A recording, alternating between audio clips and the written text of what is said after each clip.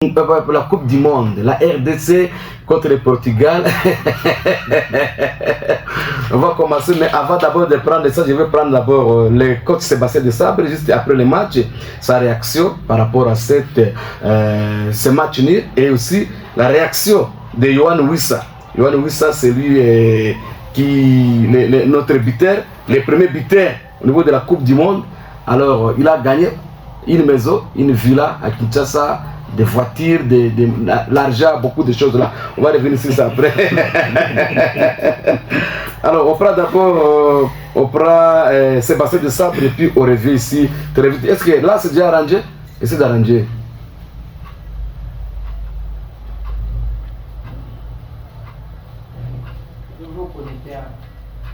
Ah, ça va, on va changer d'autres méthodes. Alors, on prend d'abord le coach Desabre et puis on revient. On a eu une entrée fébrile avec Payessi attendre un petit peu, avec un peu de stress lié à un premier match de la compétition. On est rentré petit à petit dans cette rencontre et on marche sur un coup de pied arrêté comme vous l'avez vu. Après je pense qu'on s'attendait à ce type de match. On n'est pas forcément à la possession bien sûr puisqu'on a joué une très belle équipe du Portugal. On aurait peut-être pu contrer plus efficace dans des phases de transition, mais en tout cas. Voilà, ça c'était le coach de Sabre. Yohan Wissa, le Convo national. Très fier aujourd'hui, forcément, parce qu'on a travaillé très dur, ça a été très compliqué, face à une équipe meilleure que la nôtre. Mais voilà, on a été vaillants, résilients, et le premier but c'est une grosse fierté. C'est une grosse fierté parce que c'est à l'image de l'équipe. Et le plus important c'est de continuer maintenant. Voilà, Yohan Wissa. Alors par rapport aux statistiques de la rencontre RDC, Portugal, laissez-moi vous donner d'abord. Par rapport aux statistiques, RDC 1, Portugal 1, point obtenu. Un point pour chaque équipe. Classement provisoire du groupe, Colombie à 3 points, République démocratique deuxième avec 1 point, Portugal troisième avec 1 point, Ouzbekistan avec 0 point. Alors, ça très bien que le prochain match, ça sera Portugal va jouer contre l'équipe de Ouzbekistan, ça sera le 23. Nous, c'est le 23 à 4h du matin contre l'équipe de la Colombie. Et puis, Colombie-Portugal sera le 27 et puis RDC Ouzbekistan, ça sera aussi le 27. Alors, par rapport au nombre de passes, le Portugal a fait 721 passes sur 204 passes pour la RDC. De les coca, par rapport par rapport à 6%. Voilà, par rapport maintenant il y a possession. Bon, Portugal quoi a 69 possession, c'est tout quoi comme on a combien en fait. Nous possession. Alors, je commence par Robert.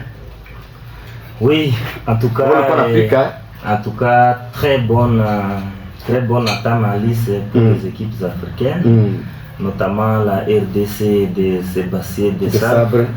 Et en tout cas, d'abord, j'ai aimé les choix tactiques parce que moi, je me demandais quelle équipe mettre face à cette machine européenne. Comme vous le savez, à tous les postes, Portugal vraiment est très bon. Avec les meilleurs milieux du monde. Oui, vraiment avec les meilleurs milieux du monde, avec des latéraux, ainsi de suite, un beau gardien. Un bas de touche très riche quand vous voyez les Félix, les joueurs Félix Oba, les autres, les Tricao et les autres, donc les Raphaël Leao au bas de touche.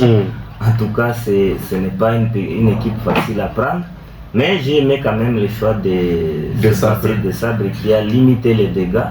Parce que dans une défense à 3 là où, en tout cas, on a verrouillé l'axe parce que Cristiano s'est retrouvé devant 3 géants là-bas, 3 défenseurs. Et les mobilettes, c'est-à-dire les pistons Maswaku, qui a été vraiment au top et qui a prouvé à ceux qui le critiquent souvent qu'il est le meilleur joueur. Moi j'ai toujours dit les grands joueurs répondent au haut niveau. Et moi-même j'étais trop critique envers Maswaku parce que je voulais la jeunesse, parce que il y a des jeunes comme Makengo en Europe et il y a beaucoup de jeunes. C'est là où nous avons critiqué Desabre parce qu'il faut compter sur la jeunesse. Et lorsqu'un joueur ne sait pas vous finir 90 minutes c'est compliqué parce que vous avez vu Maswaku, il a fini par être remplacé. Et s'il n'y avait pas un remplaçant qui allait faire ce qu'il allait faire, c'est compliqué. On a vu le Maroc jouer avec Boadi, et un jeune de 18 ans qui n'a jamais découvert même la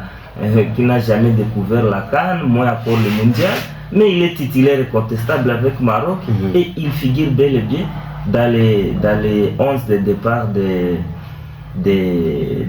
la Coupe du Monde à première journée, un jeune de 18 ans, et pourquoi pas de ça de faire aussi confiance à d'autres jeunes qu'on a laissés. On a vu plein de jeunes qui sont restés, et je pense que c'est une leçon, il est en train de tirer une leçon dans cette mondiale. C'est tout ça. Et bon, en tout cas, ce qui m'a intéressé, c'est la statistique de Cristiano Ronaldo. Je ne sais pas si Cristiano Ronaldo a déjà fait plus de 20 matchs au monde, même 25, sans faire même un tir cadré. Donc il peut avoir raté quelques matchs de Real, de Classico, je pense, là où il est sorti parfois 0 tir cadré. Mais c'est rare pour Cristiano sortir 0 tir cadré dans les matchs. C'est que Desabre a préféré laisser la possession au Portugal et défendre très bas, les blocs bas, comme je disais sur le plat défensif, vraiment c'est la meilleure défense africaine. On défend très bas et en tout cas on ferme les espaces au milieu du terrain, et en tout cas avec les mobilettes et qui se transformaient en attaque. Lorsque nous attaquions, il partait à 3-5-D avec Wissa et Bakambu qu'on critiquait, mais Bakambu qui a passé le temps en train de courir derrière les ballons, en train de chasser les ballons. Ce n'est pas fait à n'importe qui, à n'importe quel joueur, pendant 90 minutes presque. En tout cas, c'était un bon match. Et je ne sais pas si les auditeurs aiment la possession, possession à pique, ou bien ils aiment les points, parce que c'est ça. En tout cas, est-ce qu'on a besoin de la possession ou bien les points, ou bien on a besoin des points? Vraiment, c'était un bon match. Et j'ai vraiment aimé le choix tactique de Desabre qui a limité les dégâts. J'ai vu l'autre Van Bissaka au top, top niveau, et voir aussi Maswaku. Et au milieu du terrain, en tout cas, on a resserré l'espace. On n'a pas vu Bruno Fernandes. Mais il a tâté certains tirs, mais on n'a pas vu comme on a l'habitude de le voir dans d'autres matchs avec le Manchester United, là où il est sorti meilleur joueur de Premier League. Et on n'a pas vu Vitinha qu'on voit avec Paris Saint-Germain. Et en tout cas, on a mis l'Espagne en difficulté, disons le Portugal en difficulté. Et voilà pourquoi je félicite aussi les natifs de Bunia, Touanzebe, parce que Touanzebe a grandi, donc il n'a pas grandi.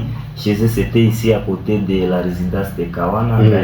Je salue Olivier Kawana, qui est aussi sportif. Je ne sais pas s'il suit cette radio, parce que Babunjo balikuwa na bebaka Touanzebe na iko kidogo. Oui, lorsque vous venez chez Papa Kawana là-bas, c'était juste à côté. C'est celui qui connaît la vraie famille de Touanzebe, c'est Olivier Kawana. Très bien. Parce qu'il connaît la maman de Touanzebe habitait ici, la famille Kalala, et les Matondo et Koso. En tout cas, c'est Olivier qui connaît cette famille. Je passe à travers lui, on peut avoir beaucoup d'informations sur la famille Touanzebe, de raconter des histoires. Très bien. Alors, on prend Mongasodo. Avant de prendre Jonathan, docteur Jonathan. Merci beaucoup, confrère Alem Coco. Je suis content d'être à face de coach Robert ce matin. C'était donc mon souhait. Je me demandais est-ce qu'il ne peut pas faire la même chose comme il faisait avec Cesc Elisanga et le Real Madrid. Mais gloire à Dieu, aujourd'hui il a quand même répondu présent. Et Yannick Djoma, Dieu merci au Foyourou, sont en train de me dire, de demander au coach Robert si qu'est-ce qui est arrivé et que je puisse lui demander le score final du match. Bon. Ils ont demandé par rapport à quoi? Non, ils m'ont dit de te demander seulement ça. Par rapport à le score final du match RDC Portugal. Si c'était quoi? Bon, c'était par rapport à ce que si je comprends bien, oui, Thomas, si me disent de te demander cela, c'est par rapport aux analyses que tu faisais avant le match, c'était dans l'émission le samedi dernier, d'où tu n'avais pas l'espoir à l'équipe nationale de la RDC. Tu disais non, en tout cas, la RDC doit faire beaucoup d'attention puisqu'ils sont face aux grandes stars, Cristiano Ronaldo, en tout cas. Vous disiez si ça se répète, ça peut être trop habillé. Mais voilà, aujourd'hui c'est autre chose. Voilà, coach Pichou, nous avons été dans cette émission ici. Oui. Nous avons été dans cette émission ici. On a fait des analyses. On a dit attention, la RDC et le Portugal, c'est une machine européenne, mais nous avons donné la chasse à la RDC, au Maroc et à toutes les nations. Je ne sais pas où on a ramassé ces analyses. Ça va. On a ramassé ces analyses-là. Ça va. Et vraiment, il ne faut pas me mettre dans la bouche que je n'ai pas dit. On est là pour faire des bonnes analyses. Merci beaucoup, coach. Merci, coach. Merci. Allez-y vite, alors, l'équipe de la RDC, c'est une très bonne équipe. Et ce que j'ai toujours dit aux gens, de ne pas désespérer, puisque si la RDC est arrivée à ce niveau, c'est pas par corruption ou quoi que ce soit. Et d'abord, en Afrique, c'est l'équipe qui a joué beaucoup plus de matchs que toutes les autres équipes, qui a beaucoup souffert pour se qualifier et arriver à ce stade-là. Et les joueurs que le coach Sébastien Desabre a fait confiance méritent. N'ont pas de mérité. L'âge ne compte pas dans le football. On a toujours dit à Swahili que kumupira mutoto pazi kuwa. Ça, c'est ce que tout le monde le sait. Là, j'étais contredit parce que là, si là, je ne comptais pas, Cristiano Ronaldo ne devait pas jouer de la sorte parce que tu n'auras pas le même dynamisme. Par rapport à l'âge de 20 ans, 25 ans, il y aura toujours quelque chose qui ne va pas vraiment fonctionner. Le coach Robert a cité Arthur Maswaku qui a quitté, mais l'autre a été titulaire jusqu'à la fin. Maswaku a quitté à la 70e minute. Oui, à la 70e minute. Exactement. Cristiano Ronaldo, sa polémique au niveau de Portugal, même dans les vestiaires, il y a ceux qui pensent que oui, Cristiano est là, il a déjà beaucoup fait, mais il fallait laisser la place à des gens comme Gonzalo Ramos. Et parce que, voyez-vous, avec le poids de l'âge 41 ans, or l'âge normal pour lequel il faut laisser le foot, c'est 35 ans. Et il a forcé jusque-là, mais il continue à être dangereux parce que, en tout cas, il travaille le corps. Parce que pour Cristiano, une occasion devant le but égal un but. Vous avez vu ce qu'il a tâté de rater. Le problème, c'est que c'est le système de jeu. Et dans les conditions dans lesquelles on a joué, même si on prenait l'attaquant puissant ici de City, Haaland, il allait vraiment subir les mêmes sorts parce que cette défense à 3 a verrouillé l'axe complètement.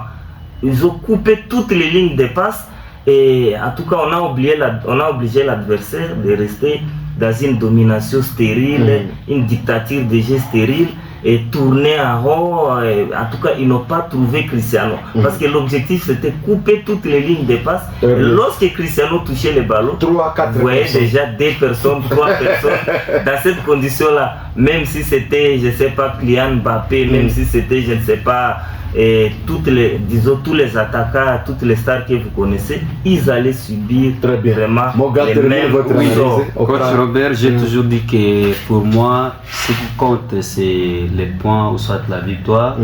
Et si on ne parvient pas à gagner un match, on n'est pas aussi censé les perdre. Le match nul, pour moi, c'est satisfaisant. Et je crois avec cette allure, s'il vous plaît, coach. S'il vous plaît, coach Robert. Oui. Et avec ça, j'ai l'espoir que la Colombie ne peut rien nous faire et nous croyons à la victoire face à la Colombie et pourquoi pas être qualifié et non espérer à la 2e ou soit 3e place et match de barrage. Maire perdant, la RDC ne sera plus dedans. J'ai dit et je le répète, la 2e et 3e place c'est entre Colombie et le Portugal. Point barre. Et le jour J, on se demandera ici. La RDC a fait un très bon match. Très bon match. Vous avez toujours dit que je suis sentimental et jusqu'aujourd'hui, vous ne me croyez pas encore. Mais on va croire après. Vous croirez toujours. Merci beaucoup. Alors Jonathan, Jonathan, vous avez le même avis que Boga. En fait, je ne voulais pas entrer dans leur système avec coach. Apparemment, ils ont eu leurs histoires là à régler. Oui, fais votre analyse. Je vais essayer de dire ceci. Oui. Si aujourd'hui nous sommes en train de dialoguer ici avec Petsuri, c'est parce qu'on a les résultats. Oui. Et visiblement, je vais dire que sincèrement, avant ce match RDC-Portugal, attaque et analyse sportive, on allait facilement se faire tromper sur toutes les lignes possibles. Et c'était imprudent de dire que par exemple que la RDC va gagner. Ça c'était vraiment une imprudence parce que on connaît très bien, on donne l'avis par rapport au parcours d'une équipe ou d'une autre. Le Portugal était très largement favorite devant la RDC pour cette rencontre. Mais à mon avis, la RDC a piégé le Portugal. C'est ça le terme que j'aime bien, piégé, parce que le Portugal ne s'attendait exactement pas à de tels pièges. Parce qu'ils ont développé leur système de jeu pendant 10 minutes et ça a effectivement payé. C'était une grande formation. Et ils ont obtenu ces billes valablement et c'était un bon billet. Parce que bien que la défense qu'on est en train de jeter des fleurs dessus ici, n'a pas si, n'est-ce pas, empêché à Neves de marquer ces jolis billes. Mais la véritable bataille de cette rencontre s'est jouée dans le milieu de terrain parce que lorsqu'on a trouvé un certain Bernardo Silva qui est même acheté actuellement au Real Madrid, il ne pouvait pas facilement attraper son coéquipier Bruno Fernandes dans les rangs centrales. C'était déjà une souffrance grave pour les Portugais. Ça a valu, n'est-ce pas, l'expulsion de Bernardo Silva à partir de son carton jaune qu'il a écopé. C'était le début des débâcles de l'équipe portugaise. Mais l'essentiel pour moi, c'est que les Congolais jouaient avec peu de complexe d'infériorité. Parce qu'avec un but que le Portugal avait marqué, c'était déjà les plans qui marchaient déjà pour les coachs portugais. Mais le malheur pour lui est que tous les joueurs congolais ont commencé à se soutenir l'un à l'autre. C'est ça que j'ai aimé.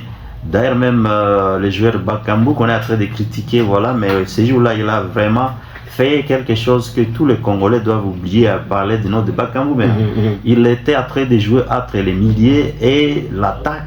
Tato aussi, il s'est retrouvé dans les couloirs de la défense. Donc, il a joué un rôle clé lors de cette rencontre pour que l'équipe soit équilibrée. Bien qu'il a été remplacé en deuxième période, mais ça a trouvé que les Congo avaient déjà complètement défini son système de jeu. Et ces matchs nuls pour moi, par exemple, ici le plan historique, ça compte comme une victoire contre le Portugal parce qu'on ne pouvait pas imaginer l'attrait catastrophique du Portugal dans une Coupe du Monde contre une équipe africaine qui est d'ailleurs la RDC qui arrive après 52 ans. Mais ça, c'est vraiment une formation qui n'a aucune expérience à terme du système de football actuel. Mais ils ont résisté, ils ont fait un match nul. Pour moi, c'est suffisant. Ça dépasse même une victoire qu'on allait obtenir devant le Portugal. Pour les Portugais, c'est une défaite. Parce que ça a démoralisé l'équipe. Et maintenant, lors de la deuxième rencontre, ils seront vraiment furieux, peut-être contre l'équipe de l'Ouzbékistan. Mais la RDC a déjà fait sa place. Maintenant, il va falloir qu'on regarde le prochain match. Parce que le Congo allait avec une idée que le Portugal est beaucoup plus grand. Et voilà, peut-être qu'il faut qu'on se prépare davantage. Et voilà, c'est le mental de l'équipe qui a fait en sorte qu'on arrive à ces résultats. Maintenant, il faut voir avec la Colombie, parce que la Colombie a déjà gagné son match. La Colombie est dans une zone américaine, je crois, ils se sont déjà habitués aussi à fréquenter les États-Unis au sort. Il faut qu'on regarde bien ces deuxièmes matchs qui risquent d'être comme on se disait un jour ici, ça fait déjà plusieurs mois, on se disait que le match contre la Colombie, ce serait un match très difficile. Et voilà, on y arrive. Parce que le match contre la Colombie, ce sera d'abord la qualification de la Colombie en cas de la victoire contre la RDC.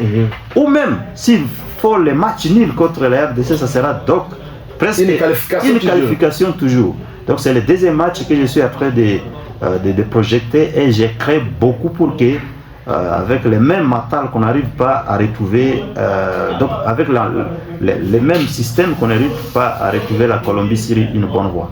Alors, quelle sera la force de la RDC face à la Colombie? Je pense que la force de la RDC face à la Colombie, c'est d'abord toujours et d'habitude la défense solide. Ça va faire en sorte que les Colombiens peuvent chasser le ballon pendant longtemps, mener plusieurs offensives, mais qui n'aboutissent pas en fait. Mais aussi, si et seulement si les Congolais arrivaient à jouer avec cette équipe qui descendait ensemble et qui montait ensemble, ça peut faire en sorte qu'on peut aller gagner ces matchs contre la Colombie. Mais comme on répète encore, les Congo, la maladie, c'est toujours dans cette attaque qui n'arrive pas à tourner normalement comme on passe. C'est une attaque qui est peu dormante, si on peut le dire dans les vrais termes, parce que c'est une attaque qui ne part pas surtout par exemple les ailiers congolais, on n'arrive pas à les identifier facilement. Donc ce sont des joueurs qu'on doit encore, peut-être le système que le coach doit encore reformuler davantage, mais le problème pour moi les Congolais c'est toujours cette attaque qui n'arrive pas à nous donner ces visages de l'attaque, parce qu'on n'arrive pas à avoir les débordements du gauche tout comme de droite. Ce sont des débordements qui arrivent parfois du milieu et qui entrent dans la surface de réparation pour tenter à faire une chose, mais parfois ce n'est pas facile. Très bien. Merci beaucoup. Alors, déjà, les équipes qualifiées, déjà nous avons presque 4-5. Nous avons le Brésil, nous avons le Mexique, nous avons l'équipe de la Suisse, nous avons l'équipe du Maroc. Il y a les États-Unis. Déjà 5 équipes qui sont déjà presque qualifiées par rapport aux résultats. Alors, il y a aussi les résultats de quelques matchs qui se sont joués aujourd'hui le matin. Laissez-moi vous donner des résultats avant de prendre le docteur Jonathan. Les matchs qui se sont joués aujourd'hui le matin, déjà, il y a eu quelques matchs déjà ce matin. Laissez-moi vous donner. Le Maroc a battu l'Écosse sur le score de 1-0. Nous avons le Brésil a battu l'Haïti sur le score de 3-0 et la Turquie a perdu devant Paraguay sur le score de 1-0. Le match de 21h, ça sera 19h, ça sera Pays-Bas contre Suède et puis à 22h, Allemagne contre la Côte d'Ivoire. Et demain, donc à 0h, pas demain mais à 0h, il y aura encore un autre match, il y aura l'Équateur contre Curacao. Curacao c'est l'équipe de l'Europe du Nord. Déjà, si vous allez vers Pays-Bas, c'est Curacao qui est dans l'île. Dans l'île là-bas, je vais vous donner ça après. La Tunisie va jouer à 6h du matin demain. Tunisie contre Japon à 6h du matin. Espagne contre Arabie Saoudite, ça sera demain à 18h. Et puis Belgique contre Iran, ça sera à partir de 21h. Donc Espagne, Arabie Saoudite 18h. Belgique contre Iran, ça sera à partir de 21h. Voilà. Donc Jonathan, d'abord, les sentiments c'était quoi? Vraiment, nous étions tous émus. Par rapport à je soutiens d'abord ce que mon maman a dit. Si aujourd'hui on sourit ici, c'est parce que les résultats étaient oui. C'est pourquoi nous sourions. Alors si vous voyez même si le plan mondial, si le plan FIFA, le Portugal est le 5e. Nous on a progressé. Hein? On a progressé. On a quitté. On est 7e au niveau de l'Afrique et 42e au niveau du monde. Par rapport au Congo. Et puis c'est toute la première fois que le Congo joue avec le Portugal. Alors nous, moi en tant que Congolais, puis moi en tant que fanatique de la RDC, moi j'étais vraiment très content. Parce que vraiment, ces jours-là, nous sommes partis regarder les matchs sous fièvre. Si vous écoutez l'interview de notre coach, il a dit, même avant le match, il y avait une fébrile. C'est qu'il y avait une fièvre avant de commencer les matchs. Alors nous tous, on avait peur de ces matchs-là, mais Dieu merci, parce que quand on a fait quelque chose, je pense que comme mon a dit, il faut que les coachs puissent retravailler sur l'attaque. Si Bakambu était à la hauteur, on allait gagner ce match. Il avait aussi raté un très beau but, on allait gagner ce match. On commençait déjà à célébrer, mais malheureusement, avec son maladroit, il avait raté notre but. Vraiment, je pense que pour nous, les matchs de Colombie, on va faire quand même quelque chose de bien. Vraiment, les résultats ont été satisfaisants pour nous, et puis pour moi, et puis pour tous les Congolais. Très bien. Coach Pichu, je vous salue à passer là, vous êtes à la maison. Prochainement aussi, vous serez ici, invité ici, pour nous aider avec les analyses. Alors, Coach Robert, on prend 2 minutes parce qu'il reste 9 minutes, on prend 2 minutes, 2 minutes. Alors, coach Robert, par rapport, qu'est-ce que la RDC doit faire face à la Colombie? Parce que la Colombie a déjà gagné. Là, la Colombie a 3 points. J'appuie ce que le docteur Jonathan a dit. Nous avons très mal à entamer les matchs. J'ai comme l'impression que la pause fraîcheur est importante pour notre équipe. Parce que lorsque les joueurs sont allés à la pause prochaine, ils ont eu des consignes. En tout cas, ils sont rentrés avec des consignes. J'espère prochainement, on risque d'annuler la pause fraîcheur. Parce que ça vraiment, ça nous a aidé. Et une très bonne chose, c'est qu'à 2 ans après, en tout cas, nous remercions d'abord les chefs de l'État impliqués. Il y a des gens qui sont toujours en train de voir le côté gauche. Il y a des gens qui ont dit pourquoi le chef de l'État a voyagé jusqu'à Houston pour aller voir les matchs. Mais sa présence a motivé les jeunes gens. Et en tout cas, on les sent impliqués. Lorsque le chef de l'État, comme premier sportif du pays, est impliqué, tout le monde vraiment sera impliqué. Donc c'est qu'à 2 ans après, le premier but de l'histoire de la RDC au mondial, parce que autrefois là c'était de 9-0 face à Yougoslavie. Bon, on avait carton rouge. On avait carton rouge parce qu'on a joué 3 matchs, je pense. Il y a eu contre Yougoslavie, c'était 9-0 avec 2 autres matchs. Et je pense le Brésil c'était 3-0. Je pense que c'était une bonne génération, mais en tout cas cette génération nous a fait revivre en tout cas de bonnes choses. Et RDC Portugal. Oui, RDC Portugal. Maintenant, nous restons avec des matchs pièges. On doit sortir de l'orgueil, comme quoi non, on a joué les géants et tout ça. On risque d'être tenu en échec même par Ouzbékistan, que les gens semblent sous-estimer. D'ailleurs, il nous a déjà averti. Oui, mais ce n'est pas une petite équipe. Moi, j'ai vu comment ils ont joué la Colombie. 3-1, difficilement, sur le plan tactique. En tout cas, ils ont proposé quelque chose. Et nous allons voir maintenant l'avenir de la RDC, mais maintenant avec les 8 meilleurs perdants qu'on va récupérer dans les 12 groupes, je pense on a la chance déjà d'être qualifié à la phase suivante, et aussi avec certaines équipes, parce que le Maroc qui continue à montrer le chemin, parce que vous n'oubliez pas que le Maroc c'est le premier pays africain à participer au mondial, et aussi c'est le premier pays à atteindre les demi-finales du mondial. Et ce qui a valu l'organisation des mondiales au Maroc à 2030. Pourquoi ils ont choisi 2030 et non 2026? Parce que la FIFA, disons, il y aura 100 ans, il y aura les centenaires alors.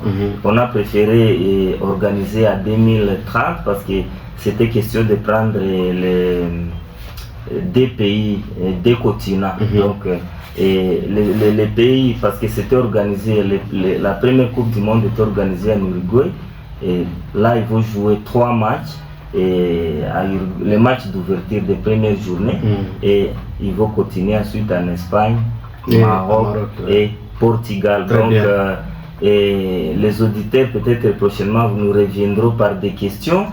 Et quels sont les pays qui vont atteindre le dernier carré, parce que les pays africains ne sont pas allés cette fois-ci faire la figuration. On a vu 6 pays invaincus à la première journée. On a vu le Cap Vert que les gens sous-estiment, tenir la tête devant Espagne de Yamal, de Pedri et les autres. En tout cas, c'est vraiment un beau résultat. Très bien. On a vu l'entrée à liste aussi de Côte d'Ivoire et beaucoup d'autres équipes, la RDC. Je pense aux auditeurs de nous dire quelles sont les équipes qui vont atteindre. Là, ça sera prochainement. Alors, est-ce que la coupe reviendra cette fois-ci en Afrique? Là, on va voir. Mon gars, allez-y.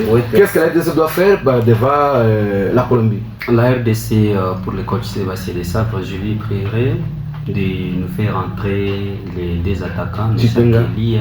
Non, d'abord Meshak Elia. Simon Banza. Non, pas Simon Banza. Théo Bongonda, ça serait une bonne chose. Avec Cédric Bakambu, si ces 3-là jouaient, pour moi, ça serait une autre chose. Et nous espérons que nous allons donc battre facilement la Colombie, puisque face au Portugal, c'est la RDC qui était tenue en échec. Si je dis cela, c'est pour des raisons que les gens ne s'attendaient pas si seulement si la RDC peut jouer comme ça. Et on voyait aussi, puisque sa polémique, même dans des réseaux sociaux et même sur place, en ville, en disant que les trophées là des joueurs homme du match, ça devrait revenir à la RDC Yohan Wissa. Et chose drôle, parmi les joueurs FIFA pour les matchs de la première journée, il y a les joueurs congolais qui figurent. Wan Bissaka. Pourquoi on ne l'avait pas donné, ou soit à Yohan Wissa? Bon, c'est entre parenthèses, mais l'arbitrage était vraiment à sa place, impeccable. En tout cas, félicitations à l'arbitre là, même si je ne le connais pas, mais félicitations, j'ai toujours dit des bonnes choses, il faut toujours encourager. Alors et il a gâché l'occasion. C'est moi qui ai la parole. Parce que moi je suis en train de voir l'action de Yohan Wissa. En tout cas, les derniers défenseurs sur la trajectoire des ballons. Et là, c'était les alors mon gars, laissez-moi, je prends directement là, c'était les billes. Féliciter l'arbitre qui a refusé de donner. Permettez que l'autre termine votre idée. Oui, vite. Quand on est dans un débat, allez-y, mon gars, on doit prendre Jonathan. Oui, maintenant je reviens en ville de Bouniaou, province de l'Ituri, puisque ces jours-là, j'étais dans la ville. J'ai sélectionné Sayo, les Mbabo et aussi la ville, au rond-point c'était vraiment catastrophique. Il y avait aussi beaucoup des incidents qui étaient produits, des désordres ces jours-là au boulevard, même dans des quartiers, il y a des gens qui étaient blessés. On va revenir sur ça prochainement. Pour les matchs prochains, il faut que nous soyons prudents et que nous ne puissions pas s'aimer alors des désordres. Ça, c'est pour les... Jonathan, qu'est-ce que la RDC doit faire devant la Colombie? Je n'aurai pas beaucoup de propositions, mais je souhaiterais que les coachs gardent d'abord le senti et refaire cette confiance, parce que l'équipe congolaise a joué avec beaucoup de confiance à partir après avoir caissé le billes, maîtriser la défense comme on a fait, essayer de stabiliser les milieux avec cette coordination, mais je souhaiterais peut-être que cette fois-là qu'on commence aussi avec l'attaquant Elia Meshak, que je connais bien avec sa capacité physique et sa détermination à chasser le ballon. Ensemble avec cette attaque, ça peut marcher, mais aussi que l'équipe garde vraiment sa stabilité pour ne pas commencer à caisser tôt les billes, parce que les billes parfois qu'on encaisse tôt, ça n'arrive pas à être facilement égalisé. Je déplore ce système avec lequel on a commencé d'abord à caisser. Or, il va falloir contre la Colombie qu'on marque le premier pour commencer à conserver ces billes qu'on a marquées, pas aller chasser le ballon pour aller égaliser ça. Ce sont des choses qui n'arrivent pas tous les jours, parce qu'on a vu même le match que le Maroc a joué avec les billes à la deuxième minute qui n'a pas été encore augmenté jusqu'à la fin de la rencontre. Ils ont gagné péniblement si le score d'un but à 0. Donc la RDC doit miser sur son attaque et marquer le premier contre la Colombie, et ensuite commencer à voir comment est-ce qu'on peut conserver ou aller marquer le deuxième but. Donc c'est réajuster, que cette défense reste à sa place, que le milieu soit renforcé et que cette fois-là l'attaquant Meshak Elia soit également dans les 11 de départ de la première période. Très bien. Docteur Jonathan. Bon, merci beaucoup. Moi je soutiens tout ce que mon nom a dit, je n'aurais pas ajouté parce que nous sommes presque à la fin. Je salue seulement tous les auditeurs qui nous ont suivis ce samedi. Vraiment, bon week-end à tous les auditeurs. Merci, nous sommes arrivés à la fin de cette émission. Je remercie les coachs Robert, Mongasodo, Jonathan et Docteur Jonathan. Si c'est au niveau de la caméra et Akina Popo, les messages clairs, Bateau Tuabunya, Tujiking et Bola Iko. Alors vous allez nous suivre sur notre page, sur notre compte YouTube et Ituri Megasport. Cliquez là-bas sur cette émission et sur notre page Facebook Ituri Megasport News. Alors après, si ne zappez pas, Samy Moukabongo va très directement ici pour l'émission débat politique sur la RTS. Portez-vous bien surtout, bon week-end et bye bye.